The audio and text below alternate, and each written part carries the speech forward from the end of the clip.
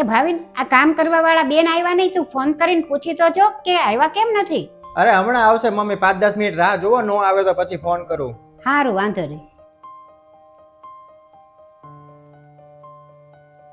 માસી સાવરણી ક્યાં છે? મને અંબાઈ દો ને. કેમ તું આવી? તારી બેન ક્યાં ગઈ? એને દવાખાને દાખલ કરી છે. કેમ, શું થયું? અચાનક દાખલ કરી? કાલ રાત્રે એને બહુ પેટમાં દુખવા આવ્યું ને તો ડોક્ટરને ત્યાં બતાવવા લઈ ગયા. તો ડોક્ટરે એમ કીધું કે એનું ઓપરેશન કરવાનું છે, પથરીનું. તો કેટલો ટાઈમ નહીં આવે? જ્યાં સુધી દવાખાનેથી રજા નહીં આપે ને ત્યાં સુધી મારે જ આવવું પડશે. તો તારે પૈસાની જરૂર હોય તો કહેજે. ના ના, અત્યારે તો પૈસાની કાંઈ જરૂર નથી. હું સારવાર કરાવું જ છું. અને એમ પણ લોકો ક્યાં સુધી અમને આપશે ને અમે ક્યાં સુધી માંગ્યા રાખશું. અને અમારે તો ધ્યાન અમારે જ રાખવાનું છે ને, એટલે અમે કરાવી નાખશું. અમારું ઘર તો અમારે જ હલાવવાનું છે ને, એટલા માટે હું મહેનત કરી લઈશ. મહેનતથી બધું થઈ જશે. અને છે ને, જે દિવસે હું ન આવું ને એ દિવસનો પગાર કાપી લેજો.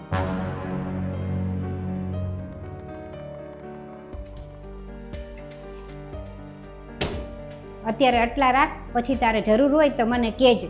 ના ના, મારે નથી જોતા, હું કરી લઈશ. અરે તું મારી દીકરી જેવી છું, અલે રાખ. અને હજી કાંઈ પણ જરૂર હોય ને તો મને ફોન કરજે. અને અત્યારે તું તારી બેન પાસે જા હોસ્પિટલમાં, પછી જ્યારે તું ફ્રી થાય ને ત્યારે કામ કરી જજે.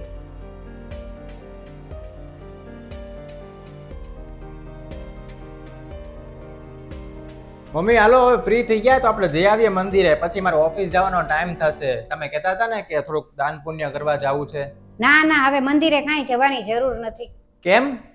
મંદિરે જઈને જરૂરિયાત વાળાને જ આપણે દાન કરવાનું હતું ને.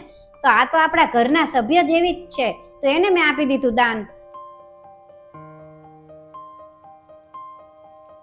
હવે મારે દાન કરવાની જરૂર નથી.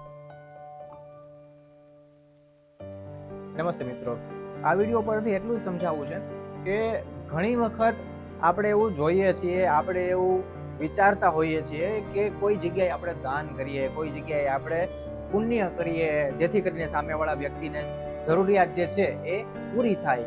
સામેવાળા વ્યક્તિને ગરીબી કે પછી એમનું 2 ટાઈમનું ભોજન એમને ન મળતું હોય કે પછી કોઈ બીજી પ્રકારની એમને અગવડતા પડતી હોય તો એમને એ મળી જાય. બરોબર, ઘણી જગ્યાએ એવું બનતું હોય છે કે કોઈને ઘર નથી, ઘણી જગ્યાએ એવું બનતું હોય છે કે કોઈને 2 સમયનું જમવાનું નથી મળતું, 1 સમયનું પણ જમવાનું નથી મળતું.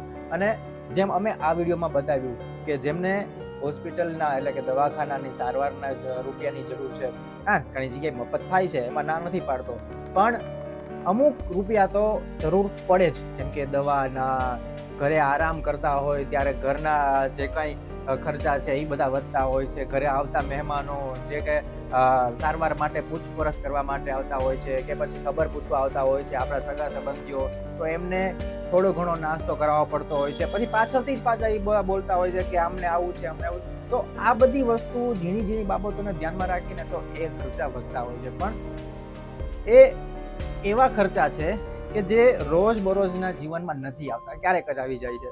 અને અમુક જે માણસો છે જે માગી નથી શકતા, અને અમુક માણસો એવા છે કે જેમને દાન કરવું હોય છે પણ એમને વ્યક્તિ નથી મળતા કે કોને આપવું, અને છેવટે અલગ અલગ જગ્યાએ, અલગ અલગ સંસ્થામાં, અલગ અલગ મંદિરોમાં આપતા હોય છે. પણ હા, આપણે ત્યાં દેવું યોગ્ય જ છે, એમાં કોઈ ખોટી વાત નથી. ત્યાંથી પણ બરોબર વ્યક્તિને અલગ અલગ જગ્યાએ, સારી જગ્યાએ દાન થવાનું છે.